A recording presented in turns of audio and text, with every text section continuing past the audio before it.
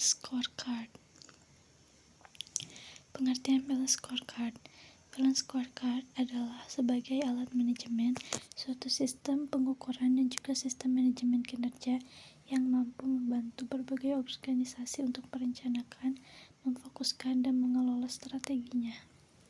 BSC adalah suatu sistem manajemen strategik yang berbasis pengukuran atau measurement, menetapkan aktivitas-aktivitas dalam suatu strategi, dan memonitor kinerja strategi tersebut dalam mencapai tujuannya.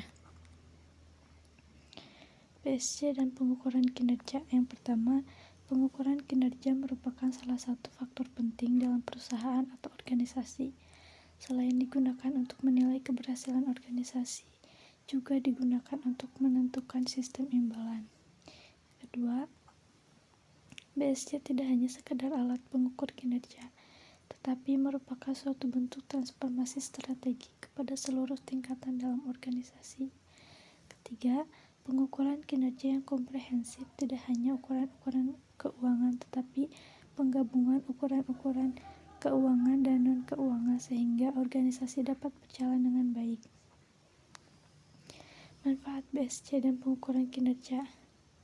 Penilaian kinerja dapat dimanfaatkan oleh manajemen untuk mengelola operasi organisasi secara efektif dan efisien dengan cara memotivasi karyawan, membantu pengambilan keputusan dalam hal promosi, pemberhentian, mutasi, dan lain-lain, mengidentifikasi pengembangan dan kebutuhan diklat karyawan, menyediakan umpan balik bagi karyawan mengenai bagaimana atasan menilai kinerja mereka, dan menjadi dasar bagi pemberian reward ataupun punishment.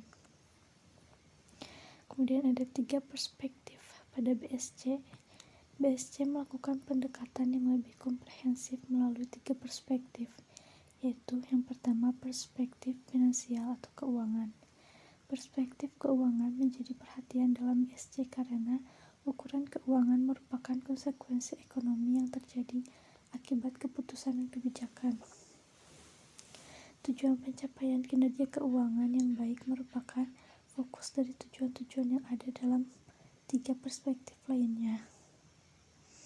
Sasaran-sasaran perspektif keuangan dibedakan pada masing-masing tahap siklus bisnis, yaitu growth atau tumbuh berkembang, sustain atau bertahan, dan harvest atau panen.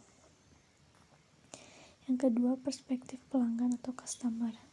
Kelompok inti yaitu pangsa pasar, tingkat perolehan para pelanggan baru, kemampuan mempertahankan para pelanggan lama, tingkat kepuasan pelanggan, dan tingkat profitabilitas pelanggan.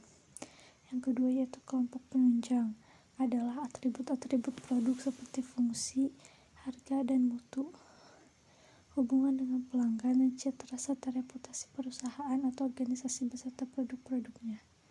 Yang ketiga, perspektif proses bisnis internal.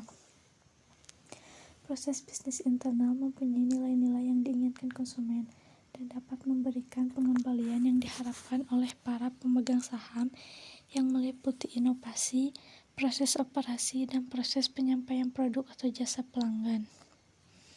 Sekian yang dapat saya sampaikan. Terima kasih.